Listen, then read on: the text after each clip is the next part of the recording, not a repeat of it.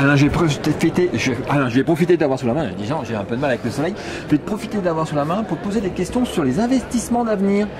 Bah oui, les investissements d'avenir, effectivement, cet après-midi, on a prévu avec les quelques lauréats des consortiums de l'e-éducation 2 et 3 sur les apprentissages fondamentaux à l'école qui ont été lancés l'an dernier pour les appels 3 et l'année précédente pour les appels 2. Donc on fera quelques présentations, donc ce sont des consortiums. Aujourd'hui, on a sur ces appels e-éducation, donc 1, 2 et 3, qui forment un tout, 29 projets qui concernent l'éducation scolaire, enfin le niveau scolaire. Et tu vas avoir aussi bien des projets qui concernent du jeu, des plateformes de jeu, des plateformes éditoriales, des ressources et des services liés au français, à l'anglais, aux approches pluridisciplinaires, donc un grand nombre d'éléments, des choses sur, on avait vu la cartographie des savoirs, Schola, TED pour l'utilisation des tablettes, Tactiléo, voilà, il y a d'ailleurs un certain nombre de partenaires de Ludovia qui sont là et qui font partie de ces appels à projets. Pour donner une idée, c'est quel budget alloué à ça? Alors les appels à projets, en fait, quand tu es sur cette vague 2 et 3, c'est l'équivalent de 35 millions d'aides pour des investissements de 75 millions, des projets de 24 à 36 mois, plutôt 36, et qui sont de la recherche et du développement et de l'innovation. Donc ça veut dire qu'il y a des choses qui vont arriver dans les propositions commerciales des uns ou des autres, ou dans les propositions de mise à disposition gratuite. Ça dépend des modèles que les lauréats et les consortiums choisissent. Par contre, ce qui est super intéressant, c'est que on accompagne avec de la recherche, avec des démonstrateurs sur le terrain, c'est-à-dire qu'il y a des équipes qui testent. On est en amont, en fait, de la mise en place des ressources et des services qui seront proposés, effectivement, pour les besoins de l'éducation. D'accord. Donc ça, c'est le bilan de ce qui s'est passé, en gros, de ce qui est en cours. Et quelles sont les annonces de ce qui va arriver? Alors, tu as le bilan de ce qui est en cours, mais tu as en fait le programme, les investissements d'avenir, le programme des investissements d'avenir qui est effectivement sous l'autorité du CGI, du Commissariat Général à l'Investissement, qui dépend du Premier ministre, nous permet de travailler en interministériel et dispose de plusieurs programmes. Et en fait, on a d'autres programmes sur lesquels on travaille aussi, et j'en présenterai cet après-midi brièvement pour donner idée de ce à quoi les uns et les autres peuvent, je dirais, concourir, répondre. Tu as à la fois 4 lauréats là, qui viennent d'être primés à la sortie des classes, je dirais, début juillet, sur la culture de l'innovation et de l'entrepreneuriat, sur le volet programmation, informatique et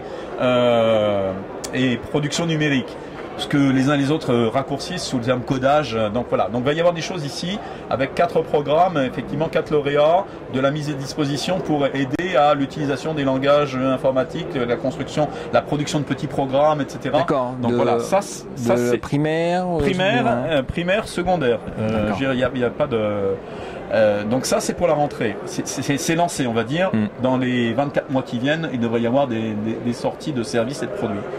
Il y a dans ce cadre du Fonds national pour l'innovation aussi un concours d'innovation qui a été lancé, j'en parlerai, et qui est lancé, et qui est méconnu parce qu'en fait il n'est pas fléché à éducation tout court, il est fléché en fait toute innovation, donc tout le monde peut concourir, dont les partenaires qui produisent pour l'éducation. Donc ça, c'est pas inintéressant, ça existe, c'est en cours, et tous les 6 mois, en gros, il y a une sélection, donc ça peut être rapide. Il y a bien entendu aussi un projet qu'on a réussi à faire valider avec Canopé, qui est sur la culture scientifique, technologique et industrielle. Donc on travaille à une plateforme école numérique et industrie, destinée à cette fois-ci davantage à la production de contenu, mais aussi d'outils et de plateformes pour que les enseignants puissent construire leur parcours, échanger, mutualiser, etc., dédiés à la culture technologique et industrielle. Donc avec Canopé qui est le leader sur cette opération, puisque il a su mobiliser, et nous l'accompagnons bien entendu au niveau du ministère. Enfin, il y a eu l'annonce de la note d'intention sur les territoires innovants, donc la note autour du programme IFRAN, qui mérite, je dirais, attention. Qui mérite attention dans la validation, l'écriture. On a vu qu'il y aurait probablement pour les territoires à développer de la recherche Hein, vraiment, c'était centré recherche, de la recherche, mais aussi les ressources, les services qui vont avec, l'observation des usages.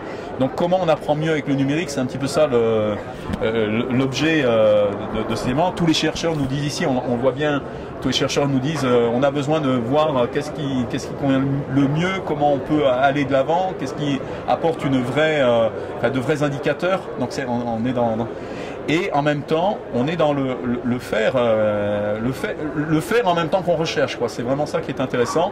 Et là, donc, la mission Monteil qui est en charge de cela, effectivement, il y a cette note d'intention. On verra dans quelques semaines, j'espère, comment on pourra aller de l'avant. Et concrètement, on peut retrouver toutes ces informations sur un site web? Ouais, toutes ces informations, en fait, on les retrouve sur la page Appel à projet sur Eduscol.